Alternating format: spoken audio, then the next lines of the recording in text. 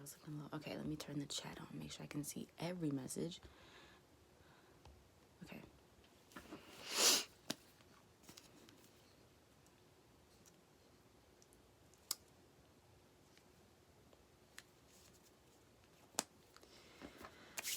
Ooh.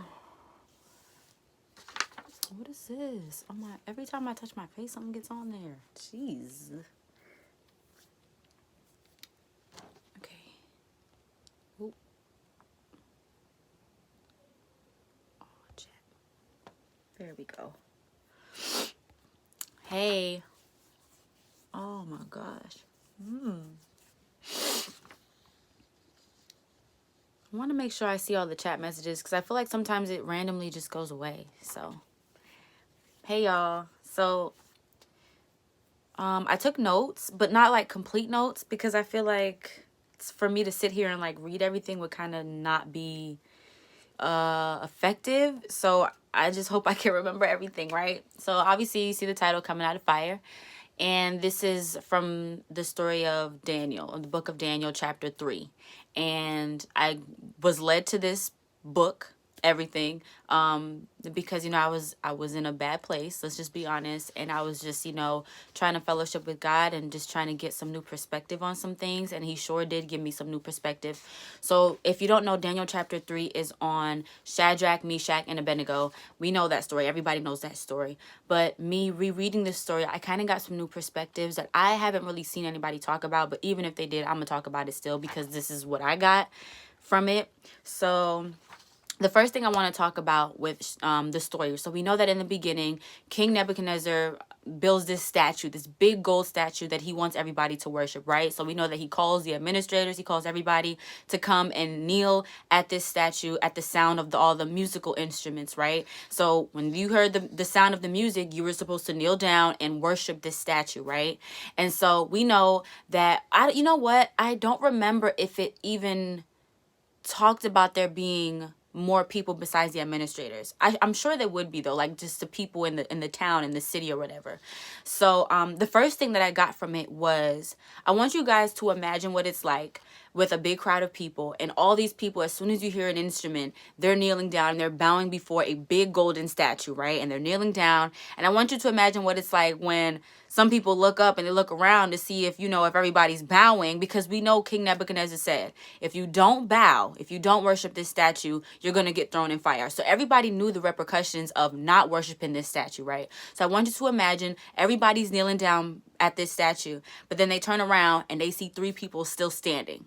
I want you to imagine the shock and the thoughts that are going through these people's minds when they see these 3 men going directly against the king's orders, right? So what I wrote was,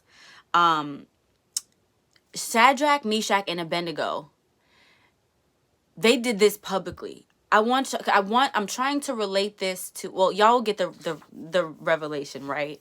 They did this publicly, okay? In the face of a whole bunch of people, knowing the repercussions, they chose to stand.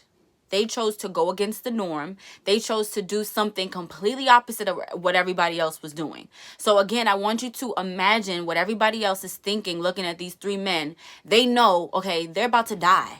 They're probably calling them crazy. They're probably like, you know, some people are probably cursing them, like, how dare you? But there was also another thing that was raised. What's the matter? Go to daddy. Go to daddy. Y'all. Every time I try to come on here to do anything, here comes this baby, y'all. Dream, are you serious? Can you at least close the door? Can you at least close the door? Close this door. Close the door. Because mommy can't close it all the way. So anyway, y'all, they did this. Can you go to daddy? Okay, anyway, y'all. I can't catch a break. Okay, so they did it publicly, right? There's people looking at them probably thinking like, wow, these men are crazy. Like, they know what's going to happen if you don't worship. But then you also have the other people who are probably looking like cursing them. Like, how dare you, right? But there was also, like I was saying, there was something else that kind of, I got a revelation from. And I feel like what I wrote was, it raised the idea that there were probably people who didn't even want to worship, right? But they did it out of fear. So I feel like there were two groups of people within all the people that were worshiping. So I feel like there was probably those people, and people that we can relate to now in our lives, those people who are worshiping this idol, worshiping this gold statue simply out of fear, just because they don't want to die, right? Not because they believe in the statue or whatever, but because they just don't want to die. Then you have the other people who actually believe in those things, and they curse and they persecute, right? Like that. So just imagine, in all those group of people, those are the two people that are there, right? The people that might, looking at them like, wow, like these people, hey, don't touch. Like, some of these people are just doing it out of fear. So imagine how they're looking at those three men. They can't speak on it, right? But I'm sure that those people were probably looking at those men like, wow, I wish I was bold enough to do that. So, like, I'm going to say it again, these three men did it publicly. And that can relate to all of us now, right? When we're doing something for God and we're standing, right? Especially people standing for marriages and stuff, or just walking on a journey with God. We're doing it publicly. And a lot of us, we always say, like, that's the hardest part of the stand, is doing it publicly. Like I'm embarrassed, right? Like, I have this belief and nobody else believes me, but I'm doing this in public. And so, God was like, just imagine how brave and how courageous those people had to be, right? Those three men had to be, to stand up publicly and go against what everybody else believes, right? And they didn't care. They did it with no shame. They just stood there like looking at everybody like, that's cool for y'all, but I'm not going to do that. These people were brave and they were courageous, these three men. And they didn't care about what everybody else was going to think. They didn't care, but they knew the repercussions anyway. So that was the first thing I wanted to bring up, because I feel like God needed everybody to see a different perspective on the fire. Because when we hear about this story, of course, we always talk about the promotion, and all those things are true. But I feel like I needed to look at the other details too, because those things matter. And I feel like when a story is written, the details that are put into the story for everybody to see are important. And so we see in the beginning of the story, like I said, that King Nebuchadnezzar is telling everybody to come. He's telling everybody, hey, come worship this statue. Come kneel before this statue. And if you don't, you will be put in the fire. So the story is set up where we know what people are supposed to do, and we know the repercussions of it, right? And we know what fire does. But these three men decide, you know what? Even publicly, I'm going to stand in front of everybody, and I'm going to stand with my beliefs publicly in front of everybody, right? So they were brave and they were courageous for it. And those are two very important things, right? Standing for something that nobody else believes in, something that doesn't make sense. They were brave and they were courageous for it.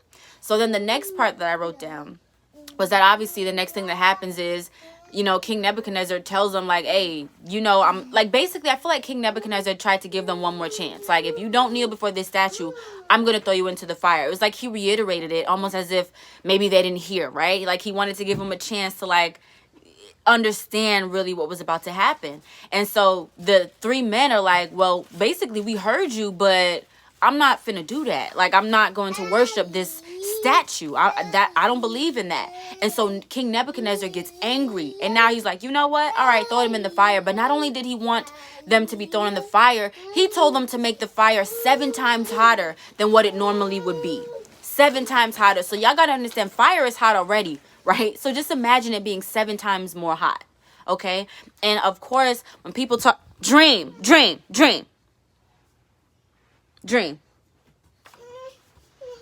I'm sorry, y'all.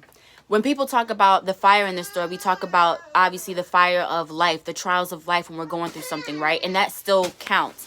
But I want you guys to understand why right now the fire may seem hotter than what it normally is. And this is also coming from a personal standpoint, to a personal place of the fire being hotter than what it's supposed to be, right? And I want to put these details in there because sometimes we can read scripture and we can miss certain things, right? Like we're reading it, but we're not really comprehending every single piece of it, because all of it matters, so the fire is 7 times hotter. And I know sometimes when we're going through different things, right, sometimes the fire can absolutely feel, sorry y'all, Sorry, y'all saw my shorts.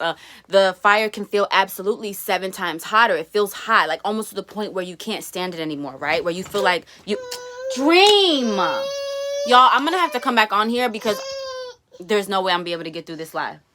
Dream. Y'all, I'm gonna be back on here, okay?